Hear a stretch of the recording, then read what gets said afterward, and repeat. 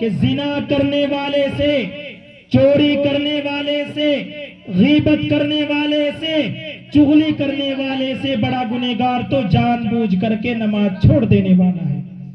کیا کہا کہ چوری کرنے والے سے، چغلی کرنے والے سے، غیبت کرنے والے سے بڑا گنہگار تو جان بوجھ کر کے نماز چھوڑ دینے والا ہے۔ اندازہ کرو میرے بھائیوں کتنا بڑا گناہ ہے جان بوجھ کر کے نماز چھوڑ دینے کا۔ ایک مرتبہ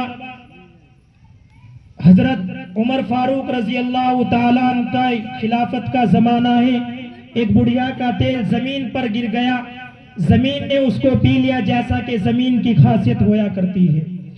بڑھیا اپنا مقدمہ لے کر حضرت عمر فاروق رضی اللہ تعالیٰ عنہ کے دربار میں حاضر ہوئی اور آ کر کے کہنے لگی، اے اللہ کے صحابی، میرا تیل فلاں زمین نے پی لیا ہے، مجھے میرا تیل واپس کرا دیجئے۔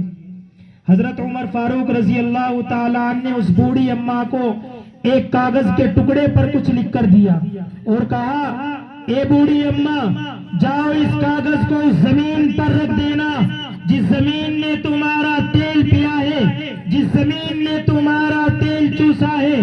بڑھیا جاتی ہے اور جاتے ہی جو ہے اس کاغذ کو زمین پر رکھتی ہے، زمین تھر تھرانے لگتی ہے، زمین کے اندر زلزلہ آ جاتا ہے اور تیل اگلنا شروع کر دیتی ہے۔ لوگوں نے بڑا تعجب کیا کہ آخر کیا بات ہے۔ سنو، غور سے سننے کی بات ہے، میری طرف متوجہ ہو جائیے۔ سنو، اس کاغذ کے ٹکڑے پر لکھا ہوا تھا، اے زمین، اے زمین، اے زمین، یا تو اس بوڑھی اماں کا تیل واپس کر دے ورنہ میں تیرے اندر کسی بے نمازی کی لاش کو دفن کروں گا۔ کیا لکھا ہوا تھا؟ اے زمین، یا تو اس بوڑھی اماں کا تیل واپس کر دے ورنہ میں تیرے اندر کسی بے نمازی کی لاش کو دفن کروں گا۔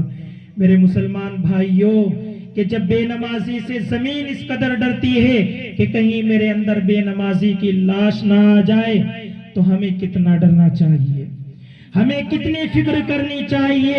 اے مسلمانوں، اے سری چندی کے مسلمانوں، آج اس مجمع کے توسط سے آپ حضرات سے ایک وعدہ لینا چاہتا ہوں اور آپ حضرات سے ایک عہد مروانا چاہتا ہوں۔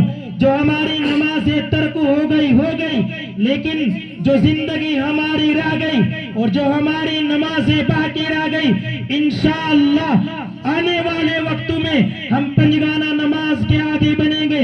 ہاتھ اٹھا کر کے وعدہ کریں کہ انشاءاللہ ہم پنجگانہ نماز کے عادی بنیں گے نا انشاءاللہ۔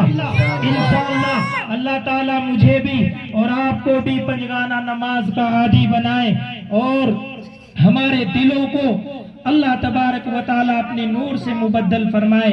آمین وما علینا الا البلاغ۔